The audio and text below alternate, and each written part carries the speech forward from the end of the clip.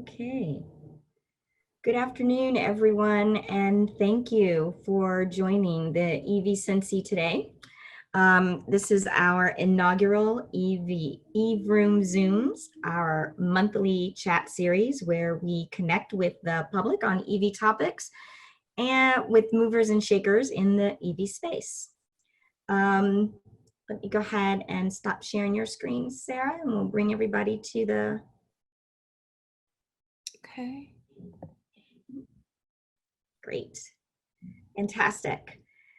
I'm Carla Walker. I'm the climate advisor for the city of Cincinnati, and I am the lead on the city's electrification strategy and planning. I'm super excited about this series because it is a chance for us to have some conversation, generate some dialogue, ask questions of one another, and learn more about this vast topic. We have an audience of about, 20 or so, I think. And I'm sure some more folks will be joining us shortly. And I just want to give a shout out to any of our EV ambassadors who might be joining us today. I want to thank them so much for helping us spread the word about our inaugural chat. EV Cincy is an initiative designed to build awareness and educate the public about the benefits of electric vehicles and the EV activities happening in and around Cincinnati. This spring, we had so many events on our calendar, and we were really looking forward to bringing the EV experience to our community. As with everyone and everything else, that came to a screeching halt in mid-March once social distancing and the response to the COVID-19 pandemic was put in place. And so these chats are a part of how we are working to reimagine how to continue educating the public on EVs. So I just want to give you a couple of notes about our chats before we get started. To give you a sense of how we are thinking about these. These are not webinars. And while we'll have PowerPoints and PowerPoint decks and some of our chats, including the one for today, we want to make sure that we are engaging our audience. So, if you can, make sure you keep your camera switched on. It's great to have that visual for folks. For today's chat, we have two speakers, and so I want to encourage you all to drop your questions into the chat box as they come up to you.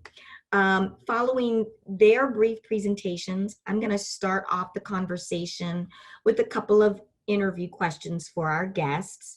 And should that interaction prompt any additional questions from you, please go ahead and drop those in the chat box as well. Following that brief interview, I'm going to open up the Q&A, and I'll call on a few of you to ask your questions.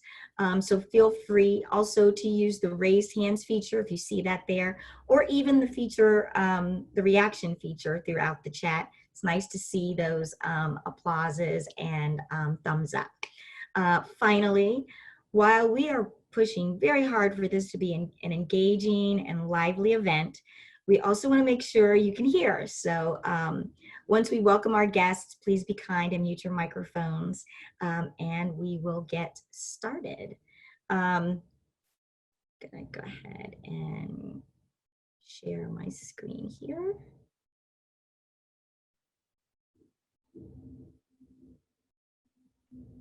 All right. Can everyone see my screen? Just hands up if you can, or Sarah, if you can give me a verbal. Yes, I can. All right, so everyone join me in a warm welcome of Sarah Fischer, the Sustainability Outreach Coordinator, and with whom I have had the pleasure of working with at the City of Cincinnati, and Matt Stevens-Rich, Director at the Electrification Coalition. And so I am going to get out of the slides and turn that over to you, Sarah, so you can start your presentation, or do you have slide share? All right. I'll do a quick intro for everyone and then let Matt give a quick intro as well. As Carla mentioned, I'm the Sustainability Outreach Coordinator for the City of Cincinnati, currently completing an AmeriCorps term in the Office of Environment and Sustainability. So I'll be finishing up my term in June and moving on to continue working in the electric vehicle field. But I've been working with Carla on helping launch EV Cincy for the past 9 months, I think. So it's been a really cool experience getting to see everything take shape. And Matt, who I'll let introduce himself, has been one of our biggest partners in helping us get some of that started.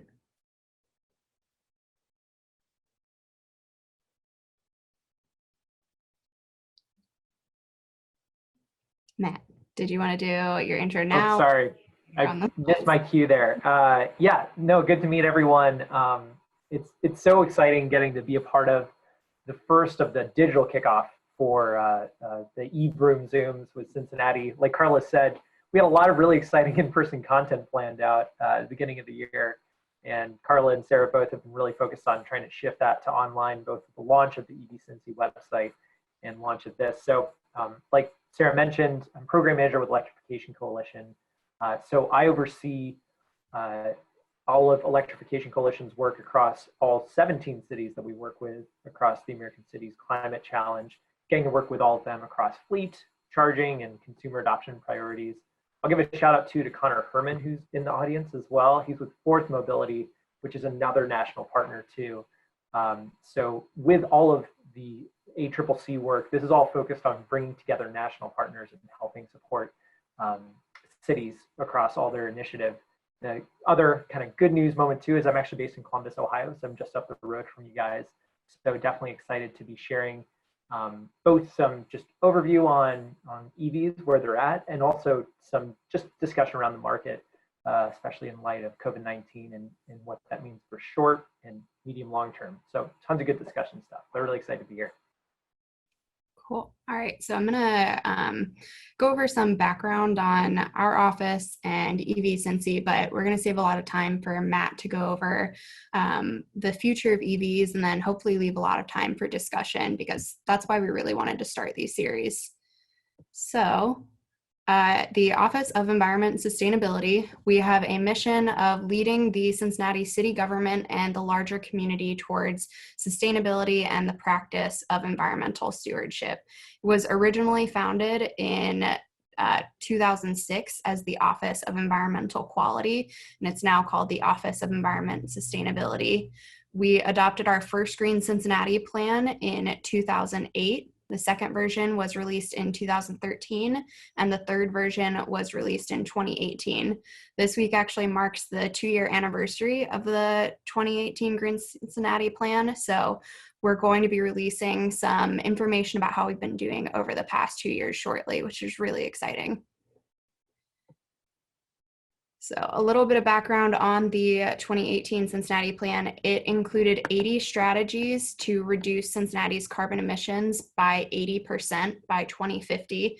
And it was developed through participation of a lot of community members coming to a number of public meetings and contributing their recommendations for the Green Cincinnati plan. Those recommendations ultimately led to these 8 categories in the built environment, energy, natural systems, transportation, education and outreach, food, resilience, and waste. So we have strategies under all of those categories to address our carbon emissions and environmental impact. But today we want to focus on our work in the electric vehicle sphere. So I'm going to talk a little bit about some of the programs and policies we have already enacted. The first one is that city-funded parking garages are actually required to have EV chargers. So any publicly funded parking garage must provide EV chargers at a rate of 1% of the parking spaces when they open, and then they have to have the capacity to have 5% of all of their spaces offer charging in the future. We also have one of the first free EV parking programs in the country. It started in 2008 and has really ramped up in the last few years. But the city has offered permits for all electric vehicles to park for free at city-owned parking meters and one city-owned garage. I'll note this is a really cool program, and we have, I think, 750 cars registered in it, somewhere around that now. It is currently on pause because we are not often in office these days, but hopefully once social distancing gets back, we'll be able to get back to our office and start registering people for new permits. And then the last program is we have adopted 3 all-electric cars in our public services fleet. As a member of the Climate Mayor's EV Purchasing Collaborative, which Electrification Coalition is a big partner in, we have plans to add more as older vehicles are retired from the fleet, with the ultimate goal to transition the fleet to 100% electric by 2035 for all vehicles that it's possible. So the big driver behind EV Cincy was the American Cities Climate Challenge. And if you haven't heard of the challenge, a little bit of background on it, it is an effort from the Bloomberg Philanthropies with NRDC and a number of other partners to help cities take strong action to reduce pollution that contributes to climate change and public health. Cincinnati was one of 25 cities selected, and we've received roughly $2.5 million in aid and resources to tackle some of our climate change goals. It was intended to operate as a 2-year acceleration program. So it started in the beginning of 2019 and has a goal to end by the end of 2020. We're still working out, the exact timeline of when all of these initiatives will be completed. But the initiatives that I want to talk about today are under transportation electrification, EV education, and EV incentives. So our 2020 EV goals: we want to have 162 charging ports installed in Cincinnati. We want to educate 10,000 residents on electric vehicles, which is really the reason that EV Cincy started. It was our educational initiative. And we want 1,000 cars registered in the EV free parking program. So Carla kind of touched on this, but EV Cincy is the educational initiative to help us reach 10,000 residents by the end of 2020, educating them on the environmental, economic, and social benefits of adopting electric vehicles. We're hoping to engage businesses, organizations, and community members.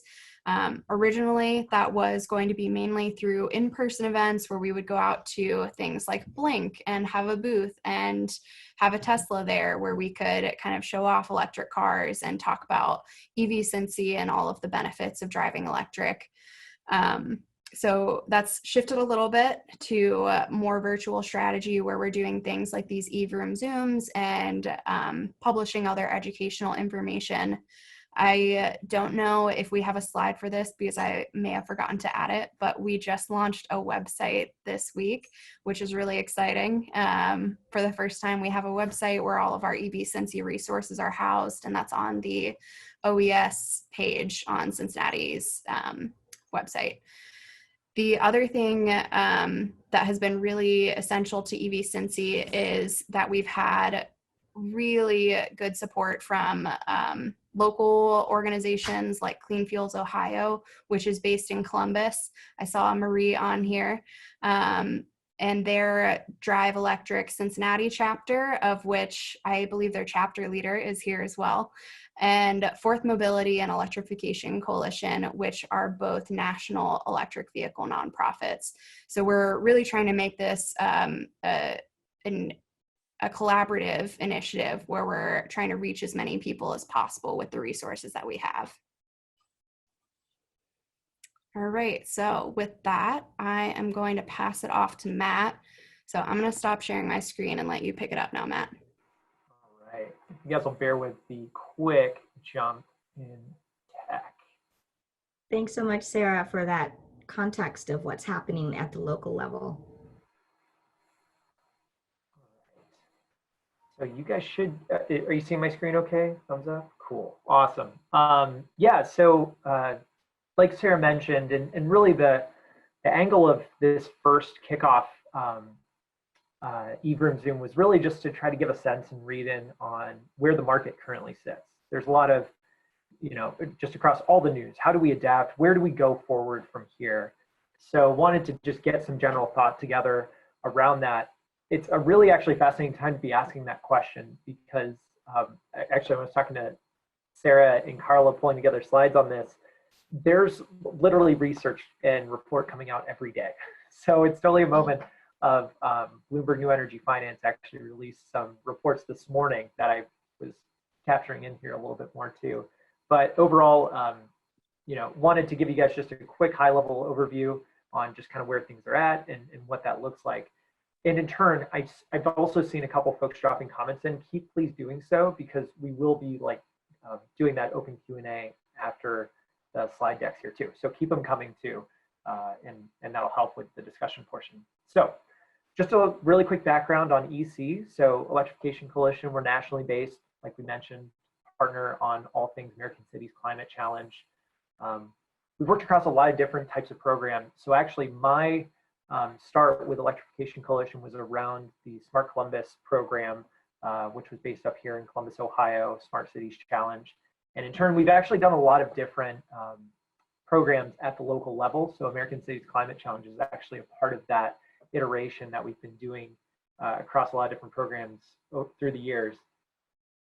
So, to do a quick high-level overview of benefits of EV, because there was totally a moment of, we didn't know exactly the kind of folks that would be coming on here. So maybe it's just helpful to run through the stats really quick on overview of why electric vehicles. One big thing around that, and this has actually been immediately apparent, even before COVID-19, there was a lot of oil war going on between Iran, Russia, and OPEC and other countries. We saw a price in oil drop. That actually just really helps reflect the dependency we have on oil in transportation. So like you can see on these quick pie charts, a lot of our transportation sector, majority of our transportation sector is oil dependent, and that represents a pretty large dependency overall on the oil dependency, not just of the US, but a lot of nations. So that injected volatility really can play a lot with the markets, with just overall dependability of life. So, in turn, EVs, they do also carry a pretty significant greenhouse gas emission, not just being able to tackle the oil dependency, but also on greenhouse gas emissions. A really big question that comes up then, especially in Ohio and other Midwestern states, is if we're using natural gas and coal, surely electric vehicles are just as dirty as gasoline vehicles. Well, the good news is they're not. It's actually based on the latest statistics, which is e-grid data from the EPA, it's right around 50% emission reduction of an electric vehicle versus a gas car, and that's across the entire life cycle emissions. So when you're taking all that into account, this is partly reflective of, we've seen a lot of coal plant retirement in Ohio, and as a part of that, that actually has really helped clean it up. But even in really fossil fuel heavy generation, you still have a pretty good emissions benefit. And to the question on price of oil that I mentioned earlier, this is a chart I often like to use. I'm sure a lot of you guys have seen it across different presentations. All the noise that you see in the top part of that chart, that's all the different prices of fuel, be it gasoline, diesel, other forms of fossil fuel. You can see the 2008 recession, you can see fracking boom. This data is still a little bit fresh, but you'll be able to see the COVID-19 and the oil glut price drop. Across all this though, electricity has actually been constant in its pricing. It's only actually moved about 10, 15 cents over the years, all the way back to about 2000 actually for our region. And even when you take into account the bottom pricing of fuel we're seeing, which is around $1.90 right now, electricity is still about $1.06 of an e-gallon. So even when gasoline is really cheap, electricity still is able to beat it, which is good in terms of the cost saving benefit there. So in terms of auto market impacts and consideration with electrification. So the good news, it's the good, bad news across all this. The good news is we actually are seeing some resiliency in the EV market. There's a lot of factors that go into what is guiding the auto market at this point. Overall, we do know auto sales are going to be down this year. So that's been a really big focus of how big of a hit we're going to see. So right now, as it currently stands in the American market, internal combustion engine sales are down about half, so 44% year over year. Electric vehicle sales are down 41% year over year. So that's to say it's actually about lockstep with one another. So while EV sales are down, the auto market is down as a whole as well. However, and as I'm sure some of you have seen in the news, there's actually some bright spots of sales. So the two that jump out are Germany and England, which are actually seeing really big boosts in EV market sales as a percentage of overall sales. It is partly a matter of there's some just back orders of vehicles, such as the Tesla Model 3, which is still rolling out in Europe. But it actually does point to a broader trend that a lot of economists and analysts are looking at, which is there is some pretty secure demand in the EV market, which will make it more resilient, most likely, than the regular gasoline market. So this graph here that I have, while overall it's going to be a down year for the auto market, we're still expecting the market share percentage of EVs to continue to climb. It was at about 2.5% globally. We're expecting it to break 3% this year, and this is adapted for COVID-19 impact.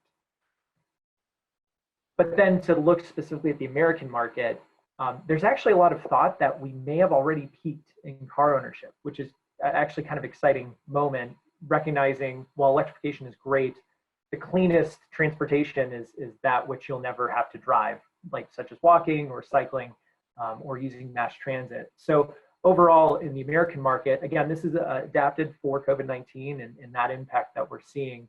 There is still an overall projection of growth. And even then, there's still an anticipation that we may have actually seen our peak in terms of adoption. And this is actually a hot off the press graph, one that I literally grabbed this morning, which I thought would be helpful to share. And so in looking forward, overall, what are we really expecting to see in terms of the market? Is this a fundamental shift in the way the auto market works that we're never going to see going back from, or is this an indication of new things to come? Well, one thing that we do know is it's all still very early to tell. That's the one thing that's very certain. However, right now, based on the best projection that we have available between Energy Information Agency and Bloomberg New Energy Finance, we're expecting up to about a 40% decline in the automotive market, and in turn, a definite decline in EV sales, which actually will be the first decline in sales in the modern era, which we typically define around 2010. So it will be a down year overall, and it'll be the first down year for EV sales. That being said, though, when you look at the medium and long term, there are billions of dollars planned for investment across OEMs. By and large, those investments are still going forward, even if a couple timelines maybe for some specific vehicles have been pushed back, such as the Chevy Bolt, which is receiving a facelift refresh that got pushed back a year. Overall, there's still a lot of retooling that's planned out that's still underway, because these are multiple year projects that you can't just hit pause on. You do still have to do that work. So those investments are still going forward. And the other thing to always bear in mind too is the price of batteries. Tesla has been making a lot of news recently around Battery Day, quote unquote, where they're going to unveil some new battery technology they have at play. Batteries are still significant, the largest significant price in an EV sale, and the price that you see on the price tag. So that downward pressure that we're seeing on battery pricing, it still is going to be a great determiner in reducing the price. So overall, we're seeing some of those short-term timelines get pushed back in terms of new vehicles coming out. But for the medium and long term, there still is a lot of delivery that's happening. And to also speak, I guess, more broadly beyond light duty vehicles, in terms of charging infrastructure, electrified transit buses, different heavy duty equipment, we work really closely with a lot of those vendors, and they actually did not stop any business in the middle of COVID-19 restriction. Maybe they had to stop just to ensure there was safety protocol. But the good news is there's actually a lot of backlog orders, so they're still up and running and remained up and running throughout all of it. So overall, it's totally a moment of, in the short term, we know there's going to be some restriction, but for the medium and long term, we're still trying to figure out what that looks like. But there's still a lot of positive indicators that do show this is not a death knell of any sort in terms of how the market is to grow and evolve, which is good news. And that's it for my rundown, because I definitely didn't want to run too long on that, and definitely open up for questions. So I'll stop the screen share and throw it back. Great. All right. Thanks, Matt. Thanks so much for that insight on what we can expect of the market, especially given our current situation managing through the pandemic. We do have a couple of questions in the chat box, and so we'll get to those just in a second. Keep them coming. I'm going to get the conversation started with a question I'm going to throw out to both you and Sarah. Curious if you guys can share a little bit of your background and your pathway into working in the EV sector. Either one of you can go. I'll go for it first. How about that? Yeah, so, well, actually, there's kind of this funny moment of a number of folks on the call. We all kind of got the same kind of start, which is that fun moment. But so in terms of my background, I actually started at University of Cincinnati, so go Bearcats. No, I went to UC for undergrad. I focused on environmental communication. So that was my start. I tried to go become a park ranger. That didn't work out very well. So I actually ended up in Columbus for grad school at Ohio State, focusing on energy policy. So while I was there, I actually started as an intern at Clean Fuels, Ohio, which liked me enough to keep me around after I graduated. So I was a project manager there. I was at Clean Fuels actually all the way up until when the Smart Columbus program started. Clean Fuels, Ohio actually helped write the grant for it. So I was part of the grant writing team. And when the program got implemented, they needed someone in-house to help oversee that. So that's when I joined EC and helped out with that, which just came up on, actually the electrification program, the first iteration is wrapping now. So 3 years of programming, which has been really fun to be a part of. And in turn, it's been really great getting to work with Cincinnati and other cities across American cities. Great, great. Sarah? Yeah, so it is a funny story because I went to Ohio State and studied, we had a really long name for it, but we called it EVs. It stands for Environment, Economy, Development, and Sustainability, which is essentially a sustainability and business major. And my second internship in school was at Clean Fuels, Ohio. So I ended up being an events and communications intern there, and I planned a lot of the Drive Electric Ohio events at the time, which is where I met Matt. Briefly left to do another internship with another person who's on the call in one of the OSU sustainability departments. And then when Matt went to Electrification Coalition to work on the Smart Columbus project, he pulled me along, and I just kind of never stopped being interested in electric vehicles because of Matt. It's his fault.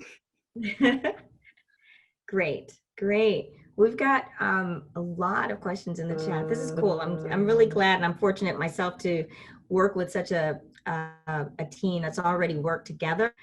You know, the synergy is there. So I think that's also one of the reasons why we've been able to get so much done in this with this work in such a short amount of time, I might add. Doug Bell, you're on. I'm going to turn it over to you to ask your question that you have in the chat there. Can you unmute and go ahead and share your question with the audience? Yeah, sure. You mentioned there was a city of Cincinnati is requiring parking garages to have 1% of their spaces with chargers and then 5%. Is that for only new garages that are being built, or are they also retrofitting existing parking garages? I know Larry Falcon is on the call and might be able to correct me here. I might want to turn it over to him. He is the director of the Office of Environment and Sustainability. Larry, can you speak to that? Share a little bit about that perspective, your perspective on that. Sure. The ordinance applies to parking structures that the city subsidizes in some way. And so that is mostly new construction that would be receiving tax abatements or other subsidies from city government. Sometimes if a facility is undergoing a major renovation or rehab, there would also be some city money in that pot. So as a regulatory requirement, it applies only if there's city money in the pot. Thanks. Yeah. Cool. Great. Kevin, am I saying this correct? Loose Camp, is that correct? You nailed it. Awesome. Okay, you have a question in the chat. Go ahead. Yeah, I was just curious what kind of charge ports you guys plan to install. I have a Tesla, which is really unique in their charging. But if it would be level 2 or level 3, ideally it'd be level 3 fast charging. You can top 50% of your battery in 20, 30 minutes, whatever. But that's my question. So I'm glad you asked that question, because we were going to talk a little bit about the city's project in kind of building out that charging infrastructure is really based off of an grant opportunity that would be coming down the pike from Ohio EPA. It's a VW settlement fund that most states have been actively pursuing. Fortunately, Matt is kind of following the development of that grant. And I don't know if Matt, can you offer a little bit, we know the grant has not been dropped yet, but if you're able to provide just a high level overview of what we think that charging might be. Yeah, happy to. No, good to meet you, Kevin. So yeah, and Tim, this will knock out your VW settlement question too. So we'll do a 2 birds, 1 stone.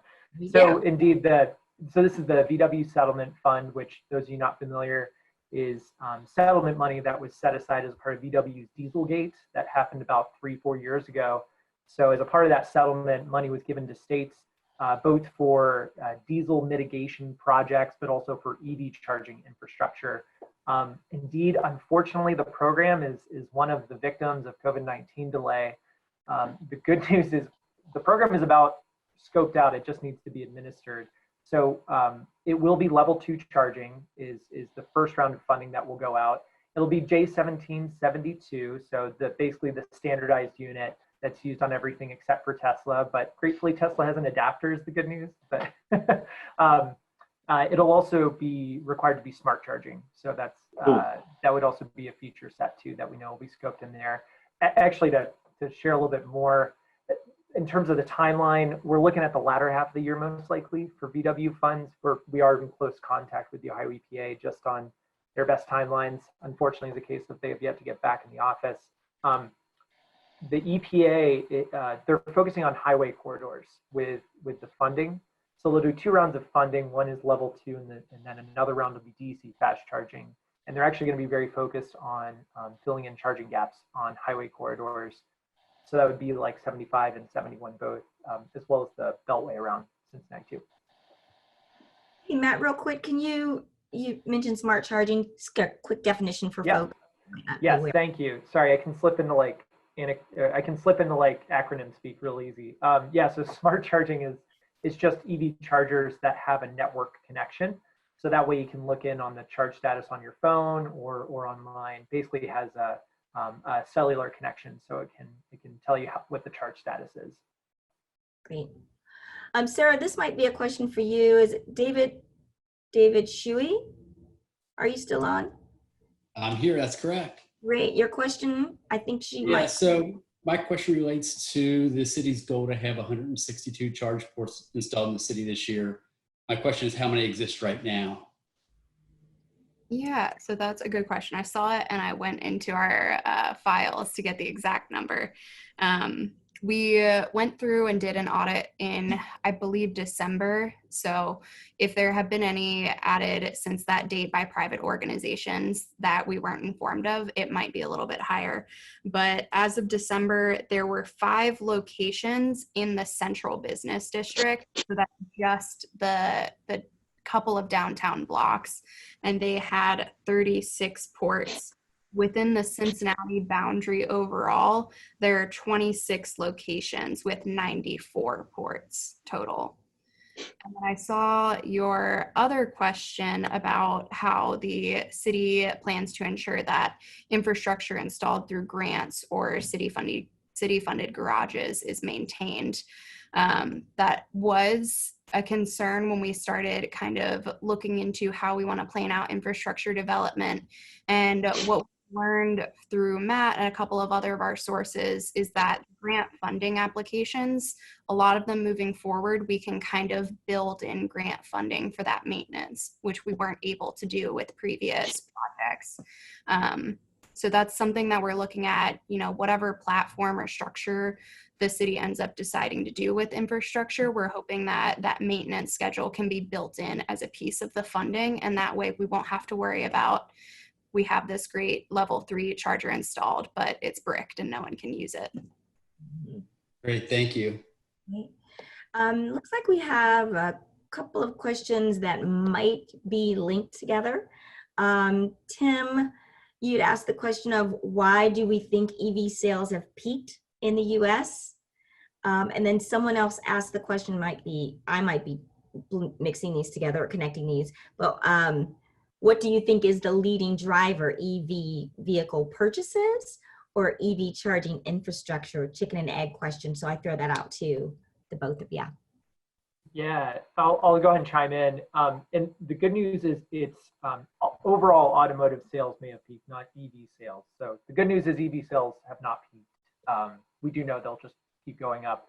So that just goes back to a question of just overall vehicle ownership. So right now, the question is right now, are we at the peak? We won't know for a couple of years, but in general, we have seen a stagnation in total number of vehicles sold in the US market. So that's why people have been talking about that. In terms of driver on why to buy an EV, indeed, range anxiety is the #1 reported barrier often. So it is a total chicken and the egg question. I err on the side of the chicken, which is going after the car first. And that's because most charging still happens at home. It still is just about 80% of charging happens at the home. So especially as larger battery ranges, so we have a lot of 200+ mile range EVs and not to mention plug-in hybrids as well. There's a lot of good vehicles set there, and while there's a perception of more public charging is always needed, I mean it always is, but overall I err on the side of going after the vehicles and getting better vehicle models out there first, and that will help drive more purchase. Great.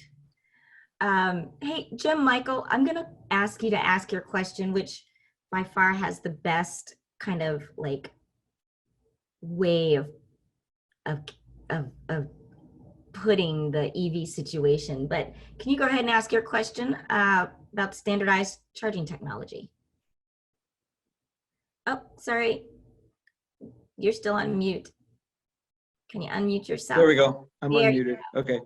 Well, I haven't seen much about this, but you know, we still have 3 big standards out there: the Tesla, the J1772, and the CHAdeMO, however you pronounce it.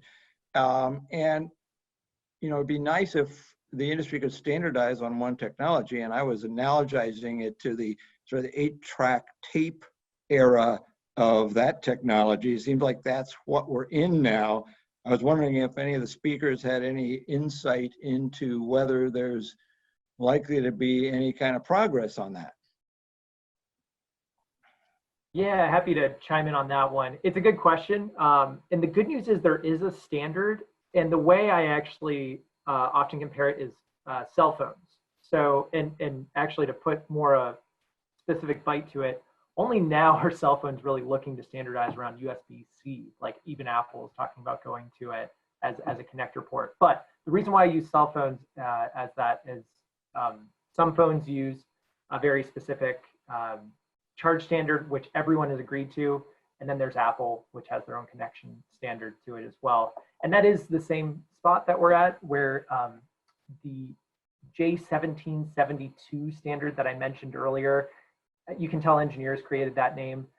That's actually a standard that's created by the Society of Automotive Engineers, the SAE. those are the same folks that oversee they actually oversee the size of the gas nozzle and the diesel nozzle. So they set standards, and that is indeed the technical standard. Tesla is totally choosing to go their own way in terms of their charge standard. So overall, there is a standard, and people are consolidated on that. For fast charging, there is indeed also the CHAdeMO connection, which is one used by Mitsubishi and Nissan, and then what's called the CCS combo, which is the J17 plug with 2. The good news on DC fast chargers is they often have both ports to it, both connector ports. That way you could still use one or the other depending on what you're using. Overall, though, the SAE does have a standard.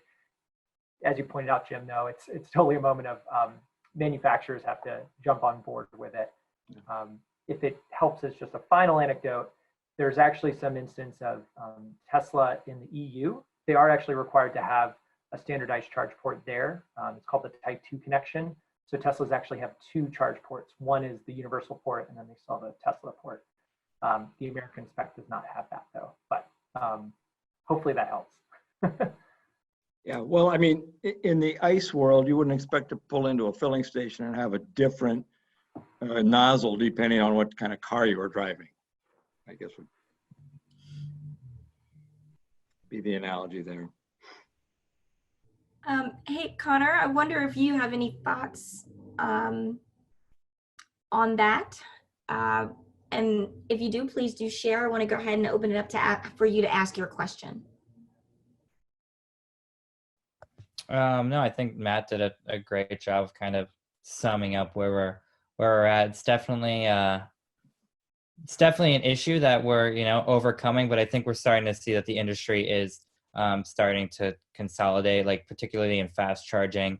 While Nissan was like early to market and they had their CHAdeMO charger that they helped design, we're seeing that most other car companies are now adopting this other the CCS that we're seeing. So it's slow, but I ultimately think in the next few years we're going to start to see a solidification of kind of some more standardization.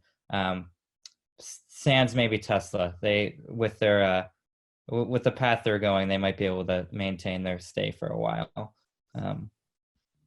Hey, Connor, while you have the spotlight, there's some questions on dealers. And actually, I think you asked one of those questions too. And those who aren't familiar with Connor, he's with Fourth Mobility, which also does tons of work and is a partner.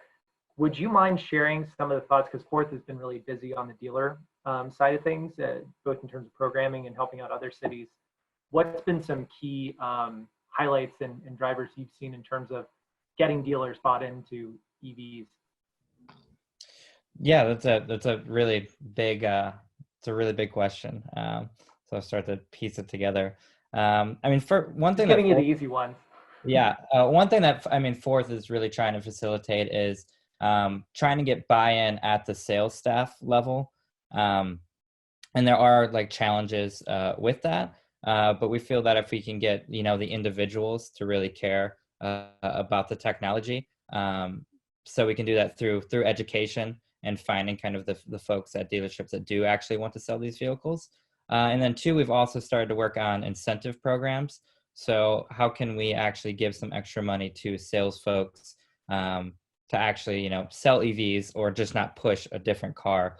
So one program we're working on is basically like a $200 extra sales incentive to a salesperson if they make an EV sale. So we're kind of in the midst of that program right now, but we're hoping to get some results and see like, is that enough on the salesperson side to actually try to push, not push, but be more agnostic, because frankly, dealers, they want to sell what is going to be easiest. So when somebody shows up to a dealership and they're, looking for a car, it's easy to say, hey, like this is, you're used to this. This is try out this Camry. It's a little harder to make that other transition. So through education and some incentives, we're trying to tackle some of that issue. To tackle Larry's question, that's also some things that we're hearing, and we're starting to look at it like, what are the other things that we can you know, what is the long-term future going to look like for dealerships, and what can they sell to make up for some of those losses and service, because that is an advantage of EVs. So we know something like tires, that's something that is not going to go away. So dealerships, you know, if they have a department there, that's something that they can continue to sell. And then there are other maintenance and things that also come included with that. In the medium term, I think it's interesting to look at, like, what does the future hold for, you know, how do we package other things? Is there home, you know, renewable energy incentives? Could dealerships somehow be the next tool to home solar or other efficiency programs? You know, is there other ways to package that? I think we're still a ways off from that, but I think in the long term, that might be a way, if we really want to innovate the dealership system, how we can, you know, bring the dealerships along with us, and offer other things to make up for this lack of financial loss from services. Great, thanks. I also want to jump in just to kind of answer Connor's question, because he asked a little bit about the Ohio perspective. So EVcency is very early in the dealership engagement stage. We had a really strong plan for reaching out to a lot of them, especially when we were doing in-person events, because we wanted to have cars at those events. And we also had a strategy of going out and doing in showroom events where we would kind of bring our EVcency audience to showrooms.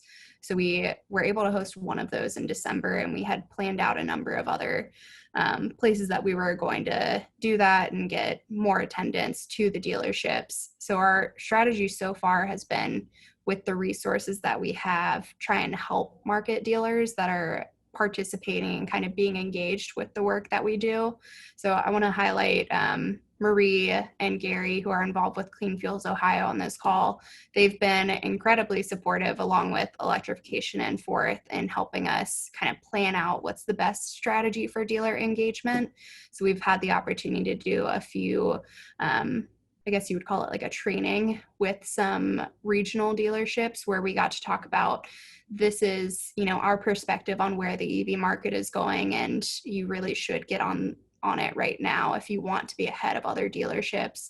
And then gave the perspective of EV buyers and their shopping experience and what they would like to see, because there are a lot of studies out there that show that consumer experience with dealerships when it comes to buying EVs isn't the best at all of the major OEMs. So we're still kind of trying to build out that strategy now, but that is a huge part of getting more people to actually adopt them in Ohio.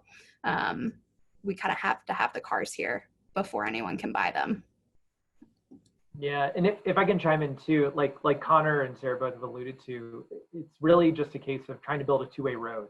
What do dealers want to do at the end of the day? They want to sell cars. They always did, and they always will want to. So it's just looking to create that value proposition for dealers partnering with EVcency. What does EVcency give them? It gives them better access to consumers. So trying to create that compelling connection where they can dial into that. Alex Slaymaker was on the call, and I see she had to jump off. She actually was a part of the Smart Columbus program, where we really focused on Rhyme drives, and we really leveraged that as lead generation for dealers. So that was just a really easy way. By joining with the program, you were able to get a pretty regular list of leads that you otherwise never had to go out and facilitate, and now you have something you can work with. So it's just really focusing on what are the greatest barrier reducers, and also biggest bang for the buck things dealers can get. Telling them EVs are really good and cool, that doesn't do it. It's actually a matter of, and what Sarah and Carla are focused on is, what do you need to make the sales happen? Marie too, what do you need to make this happen? And what can we give you in return for you being a part of the program? Mm-hmm. Well, I'm going to go to Gary Heaton. Hey, Gary, you have a question. And thanks for all of the work that you and your folks are doing as partners with us on EVcency. I'll turn it over to you to ask your question. It's more city specific. Go ahead. Sure. So my question is, I think, to Larry, which is, often EV incentives are deliberately sunset because as EVs become commonplace, you won't need incentives anymore. And so for the city of Cincinnati, significant incentives for their free parking program for EVs. Is there any sense on how long that might last for people who are interested in getting EVs now? Is this something where, you know, I think it's likely to be still in place a year or two from now, or is the sunset likely to happen pretty soon? Thanks, Gary.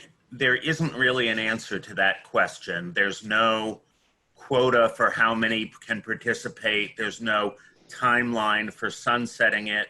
There is an awareness that it can't live forever. When we started the free parking for electric vehicles program in 2008, it was frankly cheap symbolism. We were offering free parking for electric vehicles and nobody was manufacturing or selling electric vehicles at the time. In the first year of the program, there were 3 vehicles in the program and they were all shade tree conversions. People who had pulled the gas engine out and put an electric motor in themselves. And so the free parking for EV program has come a long ways over the years now with, what did you say, Sarah, 750 participants in it? And so what started out as cheap symbolism is actually starting to cost us some parking meter revenue. And it's getting to the point where our parking division is noticing. So how long can we keep that up? There isn't a timeline.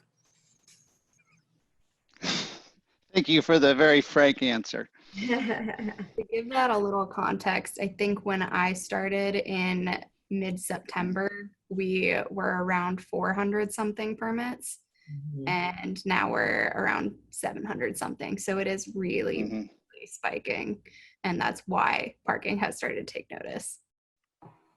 Makes sense. Yeah. It's about, we've got about 7 or 8 more minutes. So I want to throw this one question out here to Matt, Larry, Sarah, other folks who are in this space that might have some perspective on this. So we have in Cincinnati, we have the EV permit program. And I frankly am very happy that, you know, we stepped out way early on that and was a leader in kind of that kind of incentive policy. Can you talk about what other municipal policies a city like Cincinnati should be considering taking up to kind of help drive EV adoption, EV charging? Yeah, happy to chime in. And as was shared earlier, the city is also really focused on starting to create some EV ready ordinance too, and requiring EV charging. And that's been a really key trend that we've seen a lot of cities, especially in the last 2 months, where as they're trying to figure out the path forward, shifting to policy focus has been a key thing across a number of cities in the American Cities Climate Challenge. So trying to actually emulate a lot of Cincinnati's work there. Another really big thing too, that, and this is another big key area that Electrification Coalition has been very focused with, is working with city fleet. As Sarah mentioned, we have the target goals. Now the question is, how do we make those procurements happen? So that's where we really have a specialty in helping them crunch numbers, both across the estimated cost savings, but also even some leasing scenarios and different procurement scenarios that can help reduce the upfront costs. So that's a really big area of focus too. Otherwise, it's always that thing of how do we scale it? So that's another thing that's really top of mind. What would a 5, 10, 15% EV charger requirement on parking infrastructure look like? There's a lot to that question. It's something that we continue to unpack. I'd also be remiss to not also highlight at the state level, there are actually some pending legislation, which I know Marie can actually get you connected with. So like House Bill 546, I think it is, and some other pending legislation around EV registration fees at the state level. The short answer is yes, they're very regressive and they cost a lot. So trying to get that better price to a more equitable number. But there's also some stuff going on at the state level. We're still very early at the state level. It is an uphill climb, but Clean Fuels Ohio has been really focused too at some state policy elements too. That actually is a fabulous segue. Thank you very much. As we wrap up here for this first E-Vroom Zooms call. Again, thank you all for participating in this. The segue is that Marie McConnell, who is on the call with us from Clean Fuels Ohio, as well as Gary Heaton, who is the chapter leader for Drive Electric Cincinnati. The two of them are our special guests for our second E-Vroom Zoom, which takes place June 11th from 2 to 3 o'clock. Everyone who participated on this call in our follow-up will send the links to you. I will also share that our schedule for our E-Vroom Zooms are on our very new EVcency webpage on the Office of Environment and Sustainability website off of the city site. Again, thank you both Sarah and Matt for helping pull all of this together, not just participating on the call and being our guest, but a lot of the background work that both of you have been doing to help EVcency come alive and make its mark on what Cincinnati is doing in the EV space. Thank you all for participating. If you have any further questions about EVcency, please feel free to reach out to myself at carla.walker@cincinnati-oh.org. Thank you so much and have a wonderful Tuesday. Fantastic. Thanks so much, you all. Stay safe and be healthy.